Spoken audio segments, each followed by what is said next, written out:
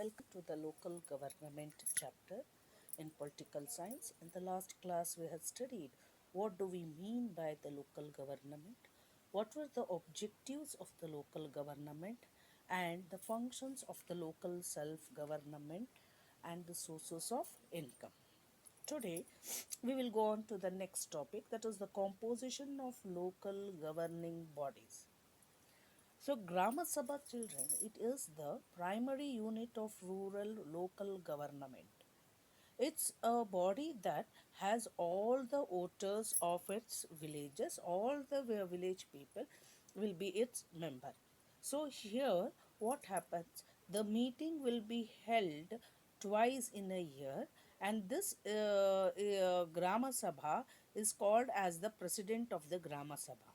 If the president of the Grama Sabha is if he fails to call for the Grama Sabha meeting, that time what happens, the executive officer, or we call him as a EO of the Taluk Panchayat, should call the meeting of Grama Sabha.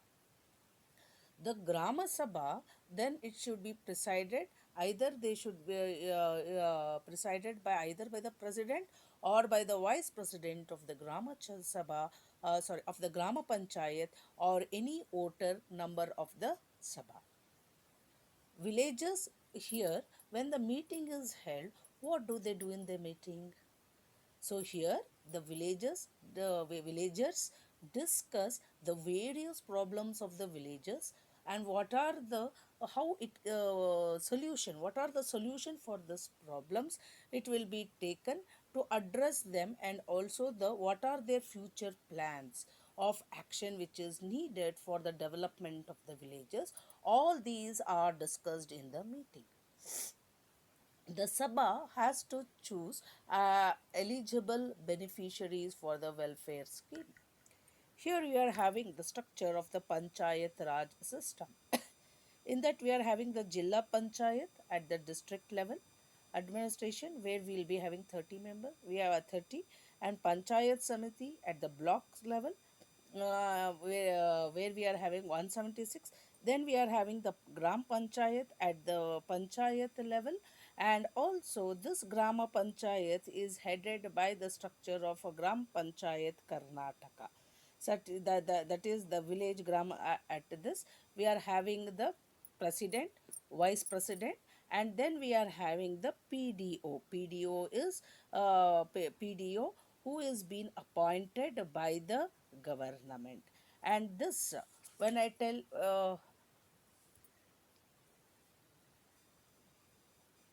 when I tell PDO, it is the Panchayat Development Officer.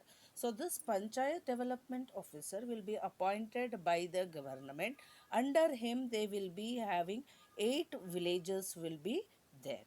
They will be having 8 villages, and apart from this, members of these wards from the Gram Panchayat of Karnataka has 5,659 Gram Panchayats. So villages with 5,000 to 7,000 population, and their adjacent small villages joined, where they join together or join together either to form or create the Gram Panchayat. Every 400 residents becomes will be having one ward member, or they will be one representative. The term of the Grama Panchayat is 5 years, and the term begins from the date of the first meeting of the Gram Panchayat. When we tell Gram Panchayat, the Gram Panchayats, we see that we see that the Gram Panchayats are formed on the basis of populations. Village or a group of villages with a population with a population where between 5,000 and 7,000 form the Grama Panchayats. Region of Uttara Kannada, Dakshina Kannada and Malnad regions form the Grama Panchayat only with the population, where it has the population only of the population of 2,000, population of 2,000. The members of the Panchayat are elected by the adult population of the Panchayat area. One representative will be there for 400 voters. For 400 voters, one representative will be elected, and the reservation will be there for scheduled caste, scheduled tribes, backward classes, and the women. We can see the composition here of the composition of the Grama Panchayat, that is the local governing bodies where the people will be there. Here they are sitting and discussing about the problems, and also where all the Panchayat people and the other people will be there. And Grama Sabha will be held on Tuesday at 3 p.m. in the premises of Panchayat office, where an announcement will be given to them, where the meetings will be held. And about the Grama Sabha meeting, we can see that they discuss about the different various topics. So, the Grama Sabha meetings must be held at least once in 2 months. Minimum one third of the member of the panchayat will should be there, should be present to take the decisions. Here, what happens? All the Grama Panchayat together, what do? They elect the president and the vice president for a term of 30 months. So the president presides over the meetings of Grama Panchayat. By chance, if the president is not there, in his absence, the vice president has to manage the deliberations, the reservation policies in the applicable to the post of president and the vice president. Standing committees are also formed for the efficient administration of Grama Panchayats. So we are having the Panchayat Development Officer, that is the PDO, is the executive head of the Grama Panchayat. Now we will move on to the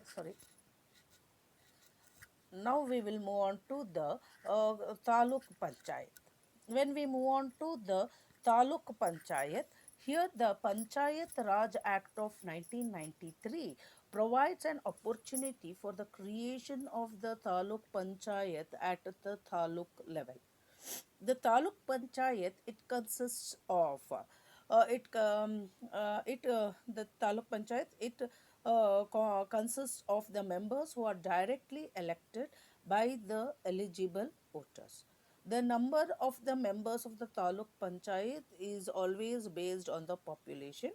There is for every 12,500 to 15,000 voters, one representative will be elected, and there is a reservation which is being given for scheduled caste, scheduled tribes, backward communities, and women. One fifth of the president's panchayat, gram panchayat, serve as the member of taluk panchayat. The president is always chosen through the lottery system. They are nominated on rotation on the basis of for the period of 1 year. So what these nominated members have the right to vote and participate in all the meeting except in which the election of the president and vice president takes place, and there is no confidence motion is tabled here. When we use the term of the taluk panchayat, the members the term when we tell it is they are elected for 5 years. They have the right to resign, or they can be removed by the government. MLA, MLCs and MPs of the jurisdictions can attend the taluk panchayat meetings. The panchayat meetings here, it will be held at least once in 2 months. In case if there is any important special meetings can or also conducted. The president of the taluk panchayat will take over the meeting. If the president is not there, then the vice president will attend the meeting.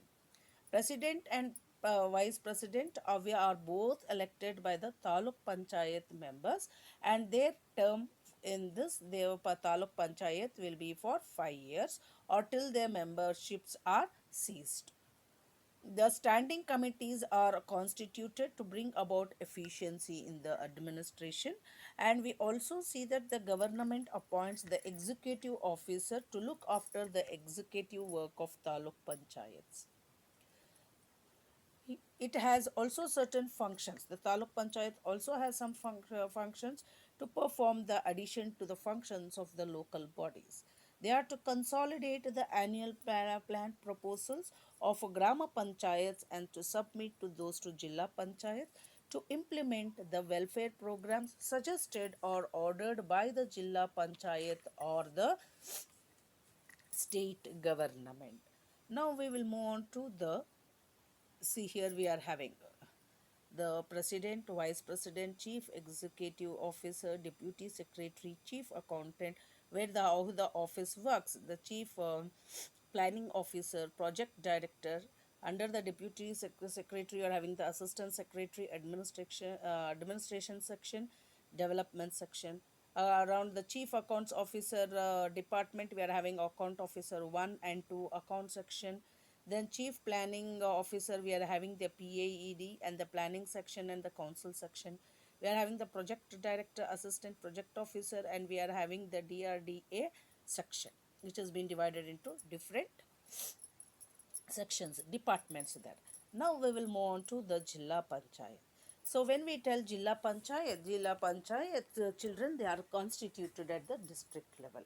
So here they look after the administration over the Jilla, and earlier they were called as the district boards.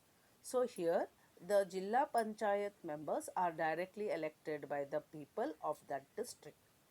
Here, the total number of representatives will differ from one district to another district because of the population.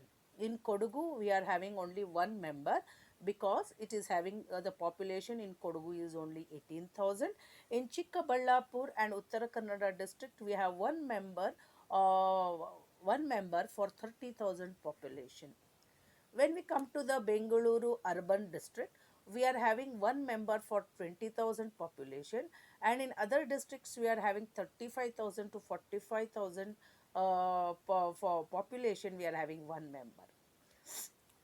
In addition to the president of the Taluk Panchayat, the MLA, the MLCs and the MPs of that district will be the members of the Jilla Panchayat. So they attend the meetings and vote, and reservations of seats are given for the scheduled caste and the scheduled tribes and the backward classes and for the women. Here the term of the office is for 5 years. Here what happens, the Jilla Panchayat meetings will be held once in 2 months. President, one president and one vice president is elected, and their term will be 5 years. Sorry children. The president of the Jilla Panchayat is called as the Jilla Adhyaksha, and Jilla Vice President will be presided over the meetings if in the absence of the Jilla Adhyaksha. In Jilla Adhyaksha, the president has the power to sanction 1 lakh rupees for the relief measures during the periods of calamities. There, there will be 5 standing committees which will be formed for efficient administration of the Jilla Panchayat. That is the Chief Executive Officer, CEO.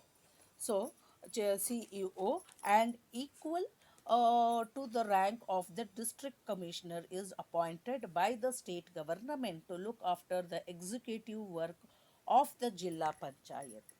So here he takes part in the Jilla Panchayat meetings and discussions, but has no right to vote. See, again this chief executive officers is being divided. He'll be having so many people: administration section, development section, planning section, account section, and the council section. The Jilla Panchayat is like a district government. It has a very vast powers in the implementation of the development programs and welfare schemes in the districts. All the development programs and schemes of the government are done through the Jilla Panchayat.